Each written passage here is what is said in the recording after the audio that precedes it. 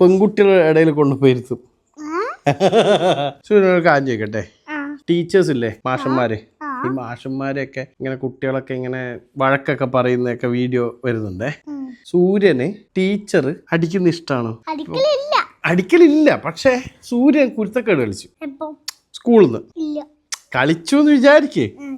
Okay, അപ്പൊ അങ്ങനെ കുരുത്തക്കേട് കളിച്ചിട്ട് ടീച്ചർ സൂര്യനെ അടിച്ചു. ഓക്കെ, അപ്പൊ ടീച്ചറോട് തിരിച്ചെന്തെങ്കിലും പറയോ? ഞാൻ സോറി പറയും. Very good. അതേപോലെ ടീച്ചർ അങ്ങനെ അടിച്ചു കഴിഞ്ഞാല് ടീച്ചറോട് ദേഷ്യപ്പെടുവോ? ഇല്ല, ഒരിക്കലും പെടില്ല അല്ലേ? ബാഡ് കിഡ്സ് ഉണ്ടെങ്കിൽ ദേഷ്യം വരും. അപ്പൊ ബാഡ് കിഡ്സ് ആയിരിക്കും അല്ലേ ഈ സ്കൂളിൽ നിന്നൊക്കെ പ്രശ്നം ഉണ്ടാക്കുന്നത്. ശരിക്കും അപ്പൊ ടീച്ചർ ഒന്ന് വഴക്ക് പറഞ്ഞാൽ കുഴപ്പമില്ല അല്ലേ?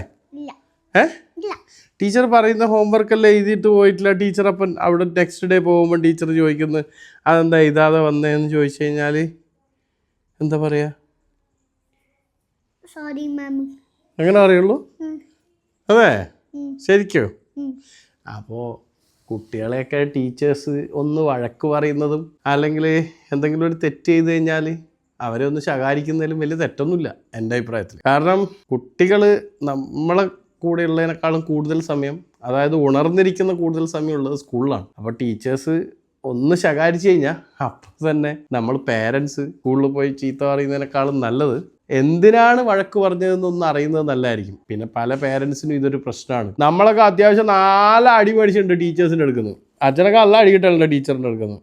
പദ്യം പഠിക്കാണ്ട് പോയിട്ടൊക്കെ എന്തോ ഒരു അടി എടുത്തിട്ടുണ്ട് അറിയോ?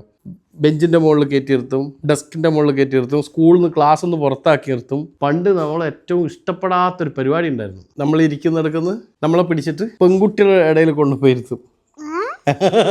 അതായത് അത് നാണക്കേടിന്റെ അങ്ങേയറ്റാണ്. അതായത് നമ്മൾ പദ്യം പഠിക്കാണ്ട് പോയി കഴിഞ്ഞാൽ ആ ടീച്ചർ പിടിച്ച് നമ്മളെ പാപ്പിശ്ശേരി സ്കൂളിലെ ഗോപാല മാഷൊക്കെ പിടിച്ചിട്ട് നീ ഇവിടെ വന്നിട്ട് ഇവിടെ ഇരിക്കുന്ന പറഞ്ഞ് പെൺകുട്ടികളുടെ ഇടയിൽ കൊണ്ടുവന്ന് ഇരുത്തുമായിരുന്നു. അന്ന് നാണക്കേടാത്. കുട്ടികളെ ടീച്ചേഴ്സ് വഴക്ക് പറയണം, വേണ്ടി വന്നാ നമ്മളെ ടോവിനോ പറഞ്ഞ പോലെ 2 പൊട്ടിക്കാനും ടീച്ചേഴ്സിന് പറ്റണം. പക്ഷേ അവര് ശരിക്കും ഒരു മാതാപിതാക്കളെ പോലെയുള്ള ടീച്ചേഴ്സ് ആയിരിക്കണം അല്ലേ?